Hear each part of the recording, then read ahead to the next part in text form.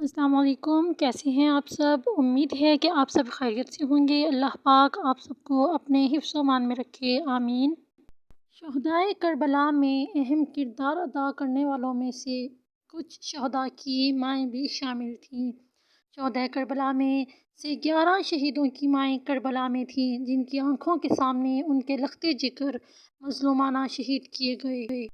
امام علی اصغر کی والدہ رباب، اون بن عبداللہ بن جعفر کی والدہ زینب علیہ السلام، نیز محمد بن عبداللہ بن جعفر بھی زینب علیہ السلام اللہ علیہا کے بیٹے تھے اور کربلا میں آپ کی نظروں کے سامنے شہید ہوئے۔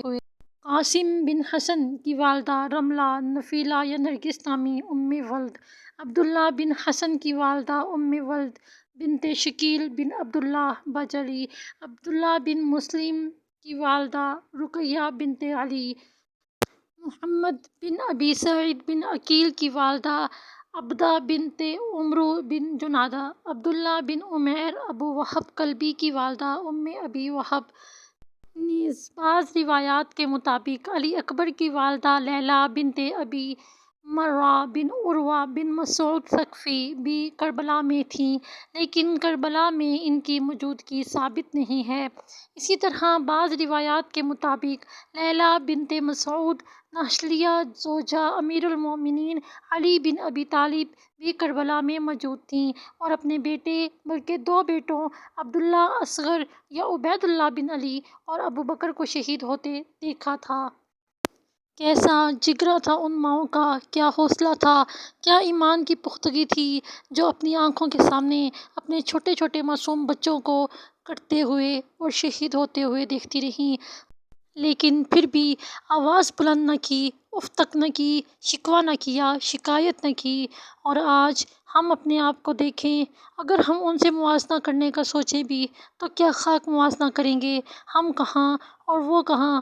ہم تو دین کے ایک ذرے کے برابر بھی عمل نہیں کرتے، دینی تعلیمات محمدی پر ذرہ برابر بھی عمل نہیں کرتے۔ اگر ہم عمل کرنے لگ جائیں تو ہماری زندگیاں کتنی خوبصورت ہو جائیں، لیکن جب تک ہم شکوے شکایات نہ کر لیں، رضا الہی پر انگلی نہ اٹھا لیں، تب تک ہمارا ایمان کیسے مکمل ہو سکتا ہے؟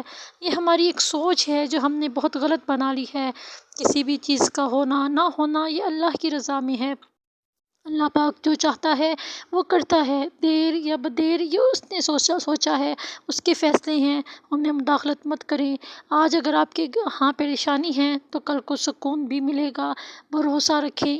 انشاءاللہ اللہ پاک آپ کی امیدوں کو ضرور پورا کرے گا جو آپ نے اللہ پاک سے وابستہ رکھی ہیں، نہ کہ لوگوں سے، کیونکہ لوگ امیدوں پر قائم نہیں رہتے، ان میں اتنی بساط ہی کہاں کہ وہ ہماری امیدوں کو پورا کر سکیں۔ اللہ پاک نے جو حکم دیا، جو تعلیمات محمد صلی اللہ علیہ وآلہ وسلم نے ہمیں دی ہیں، جو میدان کربلا سے ہمیں درس ملتا ہے، اس پر عمل کریں اور اپنے دین کو بہتر بنائیں۔ اللہ پاک ہمیں صبر و شکر اور رضا الہی میں خوش رہنے کی اور پرسکون رہنے کی توفیق عطا فرمائے، آمین بجاہ النبی الامین وصلی اللہ تعالیٰ علیہ وآلہ وسلم۔